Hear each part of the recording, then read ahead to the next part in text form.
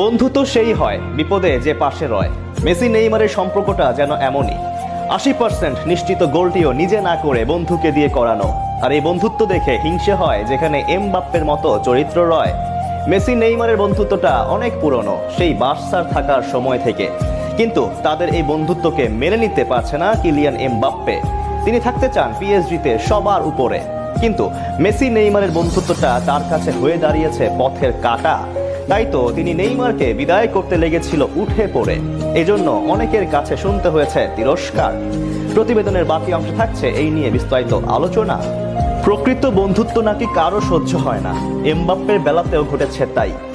Messi নেইমারের বন্ধুত্বটাকে কিছুতেই মেনে নিতে পারছে না কিলিয়ান এমবাপ্পে। একের পর এক ঘটাচ্ছে বিতর্কিত কাণ্ড, যার ফলে পিএসজি সুখের সংসারে ধরেছে ফাটল। যে দলটা মৌসুমের সব শিরোপা জিততে দল গড়েছিল, সেই দলটার বড় চ্যালেঞ্জ এখন নিজেদের